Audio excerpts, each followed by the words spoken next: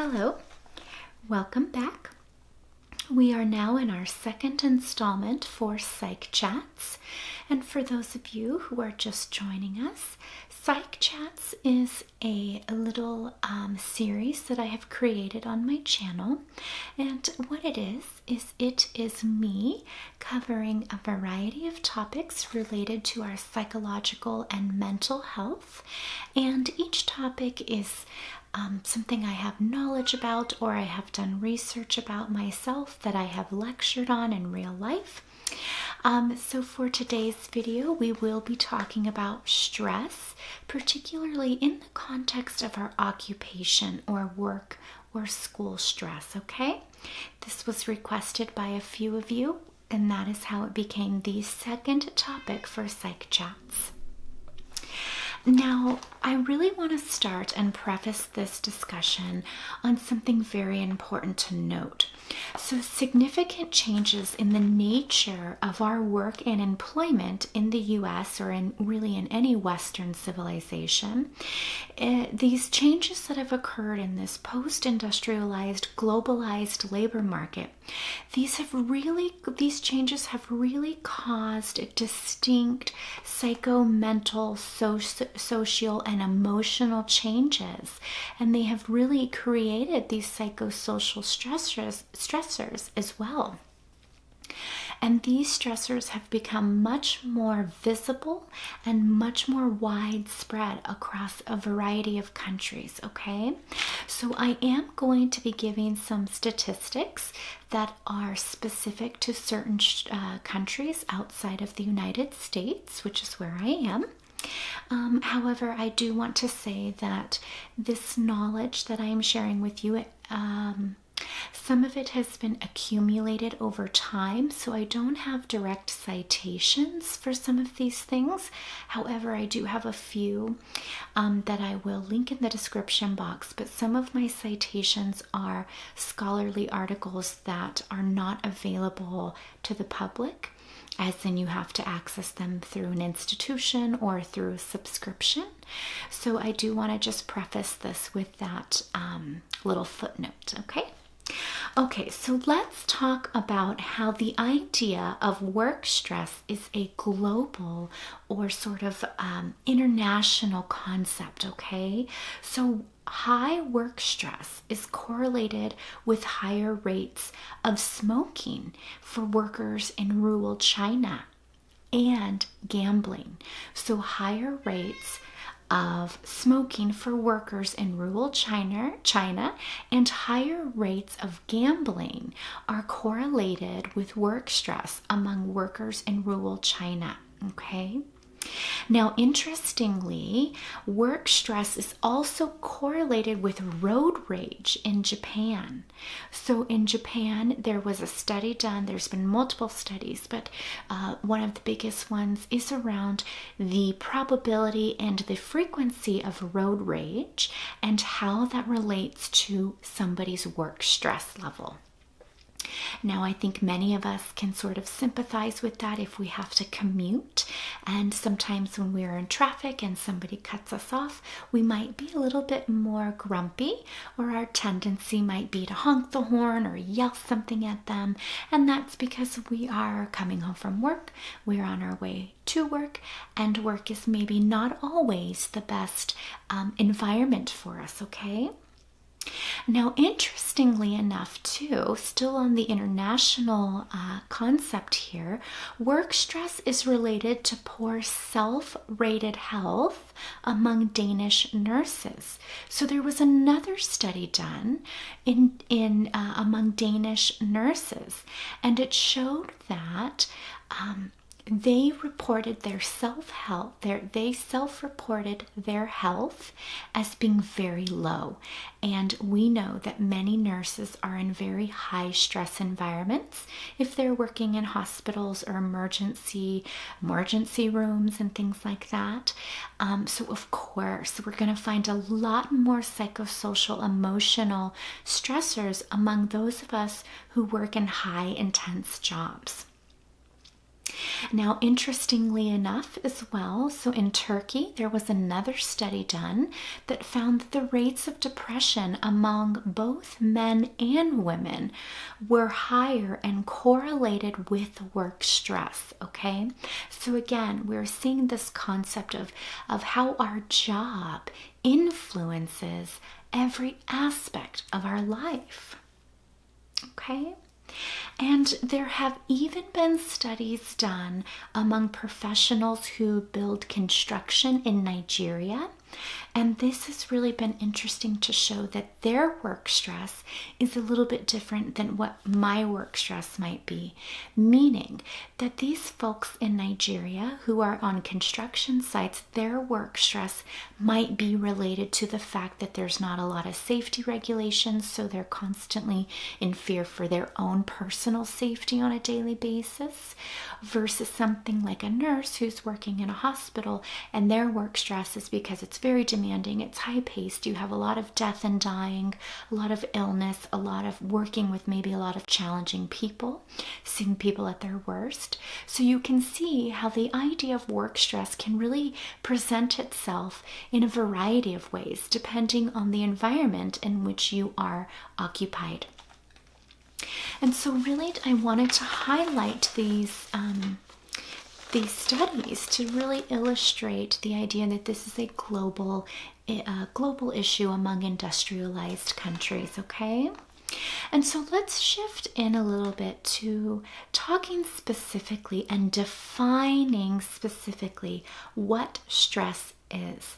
Many of us know what we think, we have an idea of what stress is. When I'm using this term stress or work stress, we all sort of are thinking the same way. But let's go ahead and for the purpose of this lecture, let's discuss it specifically. Okay, so stress, according to its actual definition, is strain, pressure, worry, trouble, not just once in a while, but for a week or more. So a sustained sense of these experiences of feeling strain, pressure, worrying, feeling troubled or distracted. And when we are stressed, we can become withdrawn, short-tempered, we can notice fluctuations in our weight, and we even become more prone to accidents. So we might have some mental fogginess that makes us forget to turn the stove off or lock the front door or something like that. So when we have a higher sense of stress, we have more accidents occurring in our life. And that doesn't necessarily mean something like a major car accident or something so tragic, but just little things like not turning off the stove or forgetting to put deodorant on or something like that. Okay, so there are specific factors that have been studied time and time again. So these specific factors have really occurred. For example, if you feel that you work in a high-stress job, I want you to listen to what I say and sort of do a mental checklist like, yep, that's in my job. Yep, that's in my job. So let me tell you what these factors are, okay? So we know that these psychological problems and our health-related issues that come up, these health-related behavioral issues that come up like overeating, undereating, things like that, are really directly linked to these adverse work conditions. Number one is a heavy workload. So if you are working in an occupation that has a heavy workload, this might look like way too many clients on your caseload, way too many papers to go through, way too many people to call, way too many people to see in your short period of time. So a heavy workload is factor one. The second condition and or factor is job security. Do you feel that your job is secure or not? Do you feel that your job is long-term, or is it temporary? Is it Are you not sure if you're going to get funding again next fiscal year? And so you don't know if you're going to have your job, or we don't know if we're going to have another donor who's going to finance this agency or something like that, okay? The third condition is unfair pay. Now, we know in the US and in many places, women are underpaid compared to men. I know a lot of those statistics are evolving and changing, which is wonderful. However, if you are aware of unfair pay in your occupation, particularly at your specific workplace, that is really going to influence your work stress and your conceptualization of yourself and yourself as being productive and worthy of being paid. So if you know that you don't get paid anything compared to the next person, that's really going to add and contribute to your sense of stress. Now, the fourth condition and or factor is low job control. So this means that if you cannot exhibit a lot of power and control over your workload, over how fast you work, over how many people you see, if somebody else is calling the shots and dictating to you how fast you need to be working, what you need to be doing, that is going to add to your work stress as well. Okay, and finally, one of the last adversive working conditions is, in a similar vein to low job control, is the idea of having little participation in decision making. Okay, so if you're not part of the talk about whether or not to do this or whether or not to do that, and somebody's just telling you what to do, you're going to feel a lot higher of a work stress, sense of stress, than if you were really engaged in the decision making, if you were working collaboratively among your peers and you felt empowered in your choices and in your decisions, okay? Now, work stress can lead to a variety of things. So I already mentioned that it can lead to weight changes, being withdrawn or short-tempered. It can even make us more accident prone. Similarly, it can lead to cognitive vulnerabilities, okay? Now what that means is something like we become more vulnerable to psychological stressors than normal. A psychological stressor would be like heightened anxiety or depression or feeling low and down in the dumps. When we have a high sense of work stress, we are likely to be more likely to be anxious. We are more likely to be depressed. This leads to frequency in substance use. So when we are more likely to be anxious, more likely to be depressed due to our work stress, we are more than likely going to engage in using substances. Namely, alcohol is the most socially acceptable, at least in the US, and it's everywhere. It's like works off at 5 o'clock, everybody goes to happy hour. The drinking culture is very, very normalized, and when you are working in a high stress job, you are more likely to engage in those behaviors of drinking, or you could other substances as well, like cannabis or pills or anything like that.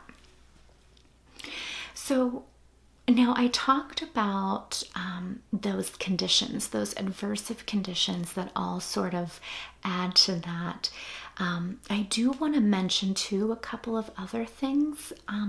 If you're really bored in your job, so if there is a high job boredom, you're really going to feel unfulfilled, and it may not immediately look like the stress that I'm talking about, like our fight, flight, or freeze stress, but having high boredom or understimulation can really lead to some stress about your occupation and whether or not you're in the right job or what should you do next and things like that. And another factor too is low skill variety. So if you're not really exercising a variety of skills that you're capable of doing, and you're just doing a small set of low skilled work, that also can lead to some unfulfilled sense within you. So research has shown us that when an employee has perceptions of high job demands, their well-being is reduced, as is their organizational commitment, okay? So that means that when we feel that there is a high demand for us at our job, if we're being overworked, if we're being hassled a lot, if we're constantly, 9 to 5 or whatever the hours may be, we wake up, go to work, day flies by, so much work to do, come home, we're exhausted. So when we have that sense of a high job demand, then our overall well-being is reduced, and we feel less committed to the organization itself. It's interesting. So here are some signs that I wanted to include in this for you to think about and reflect on with regard to where you're working. So these are some signs that your workplace is stressed. So as I'm saying these, I really want you to think about and reflect on where you're working and whether or not this applies to you. So one sign that your workplace is stressed is if there is a high staff turnover. Okay, so if you get into this job and you keep hearing about so-and-so, but they're not here anymore, and neither is this person, or most of your colleagues have started within like a year or 6 months of each other, that's a really big sign that something in the organization may not be sustainable. Right? It's a sign that something might be a little funky. So something to think about. If there is increased absenteeism and sickness levels, so if you feel like your colleagues are always calling out sick, or sometimes they just don't show, so when you're noticing a lot of that happening, it might be a sign that your workplace is the reason for this stress level. If the culture of your workplace is that everybody works long hours, and if that is emphasized and praised and encouraged for you to work overtime all the time or working longer hours than you're normally supposed to, that's a huge, huge sign that you might then be experiencing very significant work stress down the line, okay? If you notice that there's low productivity and efficiency, so if you notice that nobody's really doing what they're supposed to be doing, nothing really gets done, you might feel like you're picking up the slack all the time, that again is a sign that a workplace may not be sustainable in terms of you being able to navigate and manage your stress level. If you also notice that employees are not utilizing their vacation or holiday, so this goes into the same idea of if there is a culture of working long hours. So these two things go hand in hand. If you're noticing that people are just overextending themselves, are working excessively, and that it's praised and that it gets them higher up the ranks, that's a really big sign that something is sort of unbalanced in that workplace. Okay? Now, I mentioned earlier about cognitive vulnerabilities and even some cognitive changes that you might experience when you are stressed. So let me tell you about these things that you'll notice, okay? So again, as I'm speaking to you, I really want you to be in the space of reflecting and seeing if any of this speaks to you, because we are going to move into how we can sort of remedy this if we are in this situation. So there are things that affect us cognitively, emotionally, physically, and behaviorally. I will talk about signs in each of those categories. Some cognitive changes that you're going to notice is memory problems. So remember when I said you might forget to turn off the stove or lock the front door or close the garage door or put on deodorant or brush your teeth. These things are memory problems. That's a big sign, that something we're maybe stressed, a little distracted. So another cognitive change is having poor judgment. So that might look like after a long day at work, some people are going to get drinks and you shouldn't be drinking again because you drank a lot last weekend and you went out 3 days last week as well and money's a little tight, but you do it anyway. So you're having poor judgment in that moment. Indecision. If you're frequently having trouble making decisions or you just feel brain fog, that's another thing you'll notice is brain fog. If you're just kind of not your full centered self. Having self-doubt, beginning to doubt your ability, beginning to doubt you're worthy. Maybe you're not worth that raise. Maybe you're not worth the amount of money that your peer makes. You're going to really start to doubt yourself. You might notice some inability to concentrate as well. And another one, which is quite interesting, is the idea of starting tasks but not following through. So you might be starting little projects at home and then you just totally burn out and you lose the energy. So that's another sign too that something really there isn't really the equilibrium going on for you in your life with regard to your occupation. Now, some emotional factors which might be a little bit more salient for some of us to recognize over cognitive changes. And the emotional changes are things like depression or just a moodiness, noticing you're a little bit more edgy, a little bit more irritable. I know for me, when you guys know I've been super busy the past few months, and right in the heart of all of it, I was totally noticing some irritability, and it's because I was a little bit overworked, and I knew that going into this situation. I knew it was short term, which is why I allowed myself to do it. But some irritability for me is one of my biggest clues that something isn't right in my life, is when I notice I'm more irritable, and it's not related to like hormonal changes or anything. Another emotional aspect you might notice is having fatalistic thinking. Now, this ties into anxiety. I will do a psych chat on anxiety as well. There is so much to say about anxiety. Fatalistic thinking is having like the worst case scenario assumptions or having fears that really bad things are going to happen. Another emotional component is feeling more panicky in your daily life, being more cynical or having more cynicism or a more pessimistic outlook, feeling overwhelmed as well with just mundane tasks.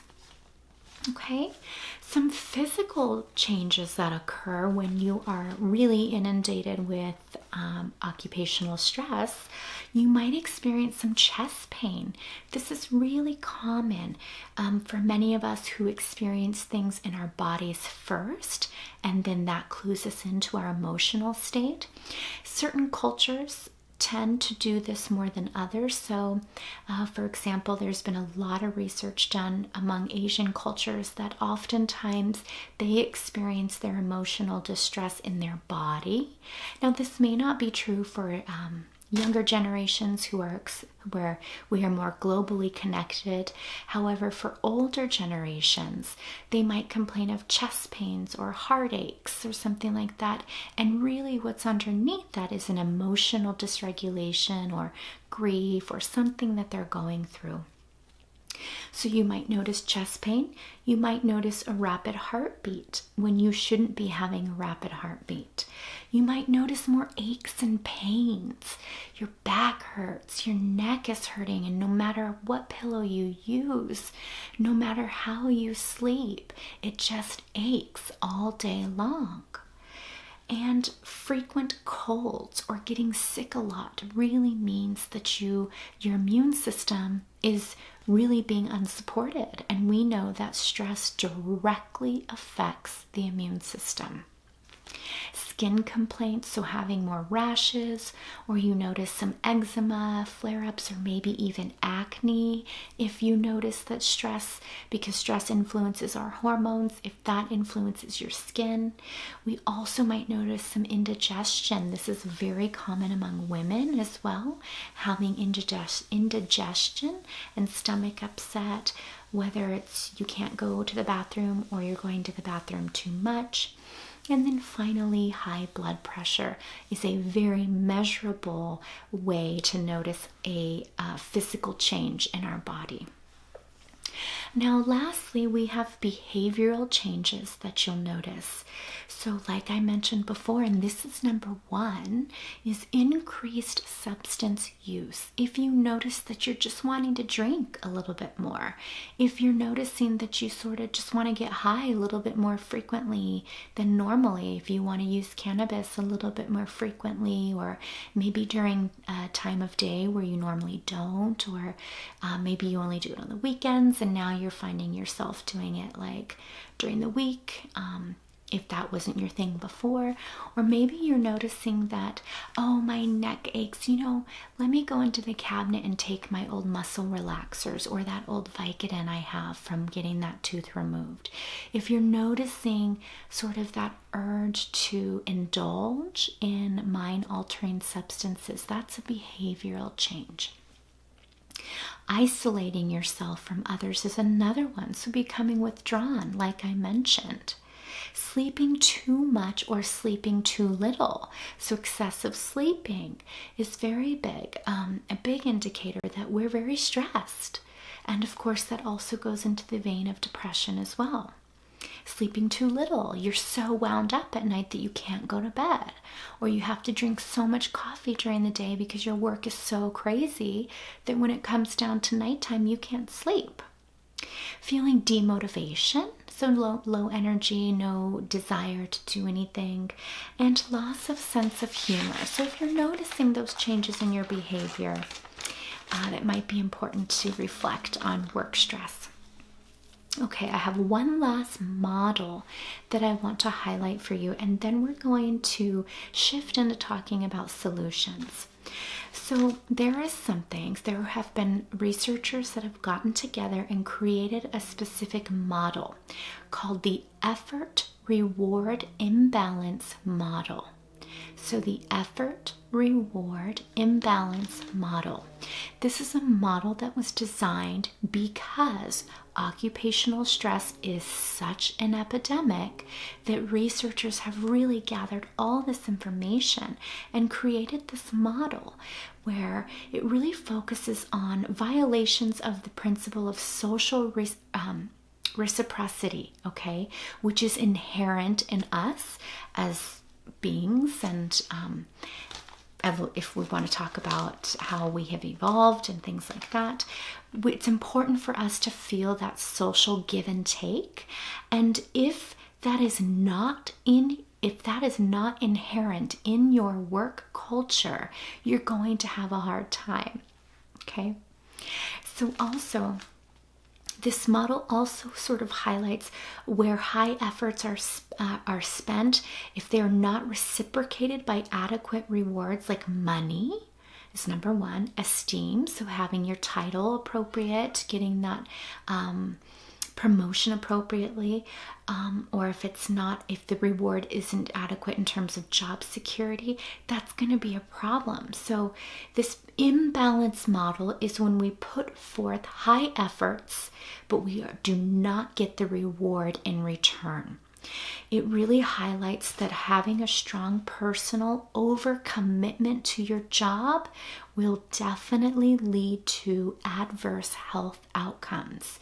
And this means that if you have a strong personal or overcommitment to your job and you are not reciprocated appropriately. So of course, being passionate about being doing your work. Being committed to your company or agency is wonderful and so important for many of us. However, be careful if you are not getting the reward in return that equals the amount of effort you put in, because if you don't, then we're working from that imbalanced state of mind, which leads to the adverse work condition or adverse health outcomes, okay? Okay, so let's go into some solutions. As you can see, this has been quite a lengthy lecture. I don't even know if you're still with me. Let's talk about self-care. Self-care is really about prioritizing your health first. That is the ultimate of self-care. We do not promote self-care in our global westernized culture. We don't. And it's really unfortunate because it's so important for us to live sustainable, healthy lives when we take time for ourselves. So self-care looks like doing little things for yourself that you enjoy. Going for walks in nature is a really big one. Bathing, taking baths or a long shower, that's a huge one for me. Taking baths with certain products and really relaxing and pampering myself. Dancing to music, that's another one for me as well. By myself dancing with my headphones in, I hope no one ever saw me do that. So doing things like that, doing artwork, really being creative and spending time just sitting in your creativity, that's self-care. That's solution number one. Increase the amount of self-care in your life. Solution number two is scheduling. This is a big one. Scheduling / managing your time effectively. So effective time management. I cannot tell you how many young adults I have worked with and college students I have worked with who really struggle with time management. It's not a skill that we are inherently taught. So, and if we don't have guardians or parents that are effective time managers, then we don't usually learn how to do that. So it's very important that we do try to begin to manage our time a little bit more effectively. So you think about, is something urgent or not urgent? Okay, so when you're trying to do your scheduling, you first say, is it urgent or is it not urgent? Is it important or not important? And so you're asking yourself, is it actually urgent? Is it unavoidable? So just thinking these things when you're like, okay, if you're being asked to do all these things, well, you need to think. Is it urgent? Well, no, it's not that urgent. I mean, I guess we could schedule for next week. I haven't seen this person in a while. I know that I really need my time tonight. So instead of overcommitting, I'm going to make a conscious choice to engage in self-care tonight rather than go out to drinks with this friend again, and I'll schedule it for next week. Okay, so you see the dialogue looks a little bit like that. So we have really been socialized to believe that some things are urgent when they're not, because we tend to be overly people-pleasing, women in particular. We've got these gender constructs that have been instilled in us. And so, and with our phones, like with text messaging, when our phone buzzes, we immediately look at it. We have this sense of immediacy that we need to respond to the text, so we're always connecting, or to respond to the comment. I totally get into that too. And really, there is no immediacy for most of our daily interactions like that. Yet, we easily postpone going to the gym or going to visit grandma or something like that. It's a strange dichotomy that we are experiencing. So just some little tips still on scheduling. Say no more often. It's not selfish to do that. Write a to-do list. Turn off your phone notifications and focus on one task at a time. Now, shifting out of scheduling and time management, we're talking about, I'm going to introduce, well, you guys probably know this, but let's talk a little bit about practicing deep breathing. Deep breathing comes from the idea of mindfulness. There is a technique, there are many, many techniques. The one that I like is the 4-7-8 model. This is where we inhale for 4 seconds, we hold for 7 seconds, and we exhale for 8 seconds. This 4-7-8 model does amazing things to our central nervous system. It really engages us in a more relaxing, grounded state. And by practicing deep breathing, we're constantly checking in with our body and with ourselves. We can do this while we're driving, while we're sitting on the bus on the way to work or school, while we're going to the bathroom. It's a very easy way to take a small moment. And it's inhale 4 seconds, hold for 7, exhale for 8. Now the fourth solution, and a huge solution, is sleep. Sleep, sleep, sleep. So I know that's a whole video in itself, sleep, and here we are watching ASMR. Most of us are here because of sleeping issues or anxiety and so forth. However, here are some interesting tips that I found that I had never heard about before that are supposed to help with sleep. One is to roll your eyes. So this triggers melatonin apparently in your brain. So you close your eyes and you roll your eyes downward, then upwards in a slow, relaxing pace. And when you do this, melatonin is released. Curl your toes and repeat this in a relaxing rhythm. You repeat it, curling your toes, releasing, and so forth. And this one comes from yoga. Only inhale through your left nostril. This activates the parasympathetic response. So this idea is the same. It's the same thing as the 4-7-8 breathing, where we're engaging their parasympathetic nervous system, which is the part of us. It's the part of our central nervous system that calms us. Whereas the sympathetic nervous system is what's overactive when we're anxious, when we're in our fight, flight, or freeze. Okay? Fifth solution is to stay hydrated and eat well. So when we're stressed, we have higher cortisol levels. That is a fact. When we're anxious, our cortisol levels are higher. So there was a study done that at UCSF, University California of San Francisco, and it showed that women tended to crave sweet carbohydrates when stressed, whereas men tended to crave salty carbohydrates when stressed. So, a little interesting research fact there. When we're talking about staying hydrated, we're also talking about limiting caffeine intake and making sure that we eat foods that are rich in vitamins and nutrients.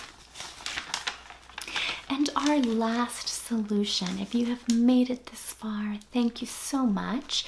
Our last solution is to move your body, okay? Now, I'm not saying to go exercise and go lose weight and do this and do that. I'm simply saying to move your body. This could be like yoga. This could be dancing. This could be stretching. This could be Pilates, anything very natural. It could be just stretching in front of the TV. So it's interesting because in Buddhism, there's this concept of mindful walking, which comes from Japan. And I think in Japanese, it's Shinrin Yoku. And really what this is mindful walking in nature. This is one of my most favorite self-care activities is mindful walking in nature. I immediately feel connected to the earth and much more grounded. And this looks like walking really slow through the trees or wherever you are and really noticing the color of the leaves, all the different sounds, the sensations, and things like that. And then, of course, move your body also could be going for a bike ride, walking, cycling, I already said that, running, jogging, things like that. So, I hope that you got some information from this discussion today. Please let me know what you think, what stood out for you, if you learned something new, and any other topics that you would be interested in exploring together in this series of Psych Chats. Thank you so much. I will see you next time.